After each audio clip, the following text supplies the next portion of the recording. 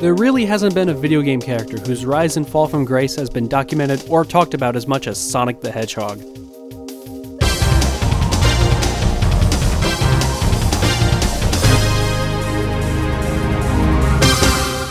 Sonic Jam! The blue blur has taken quite a few missteps over the years, but none are more depressing than its presence on the Sega Saturn. You see, the Saturn never got a true exclusive Sonic game to show off the power of the console, and while we were supposed to get Sonic Extreme, that title never came to fruition. What we got instead were Sonic R, which I've talked about in a past episode, Sonic 3D Blast, which was an up-res port of the Genesis game, and Sonic Jam, a compilation of Sonic's past adventures on the Genesis. Of these three Sonic titles, the one that truly matters here is Sonic Jam. Now you might ask yourself, how can a collection of old Sonic games outdo these flashy and new-for-the-era Sonic titles? Because Sonic Jam is way more than a simple compilation.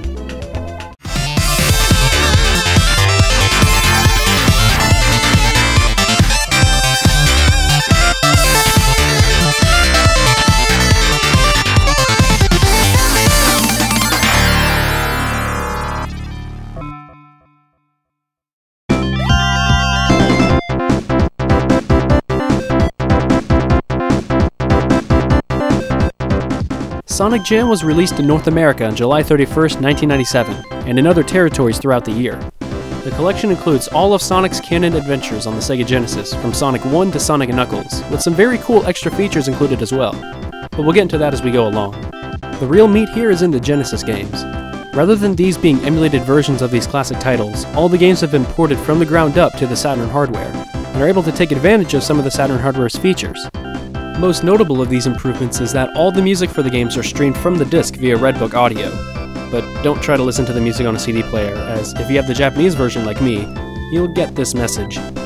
これはセガサターンと互換ゲーム機用の CD です。ゲーム機用のデータが入っていますので、再生しないでください。Another unique thing to this collection is the inclusion of 3 different difficulty settings for each Sonic game. While it may not sound like a big feature up front, these difficulty settings drastically change the layouts, number of rings, and the placement of items in each stage. The easy setting for each game has you only completing one act from each zone, as well as changing or just flat out omitting more difficult platforming segments. This can also cut the playtime for each game into a fraction of what it already is. What normally would take me about an hour and a half to complete Sonic 1 for me now takes 20 minutes. While this may seem blasphemous for many Sonic fans, the inclusion of these easier difficulty settings create a nice change of pace for these classic titles. Sometimes I don't want to dedicate a whole afternoon to playing through these games, but the easy setting, especially in Sonic 1, create a nice relaxing type of thrill ride where you don't need to worry about the occasional bottomless pit or finding the closest air bubble. It's a nice chill experience, and it's a great accessible way to get acquainted with these games. If this doesn't sound like your thing though, they still have all the original unaltered games for you Sonic purists out there. The collection also has a time trial mode for each game, allowing you to select your favorite stage from any of the games and have at it, which is a very nice addition. Now it's confession time. I've never actually beaten any of the original Sonic games before I got Sonic Jam. After playing through each one from start to finish, sans Chaos Emerald, I can't imagine playing these games any other way, and that is bolstered by one of the greatest controllers ever made. For those of you who played with the Saturn Model 2 controller, you know exactly what I'm talking about. Playing Sonic on this control pad is amazing. Everything is so insanely precise, and I can't imagine playing these games on any other controller.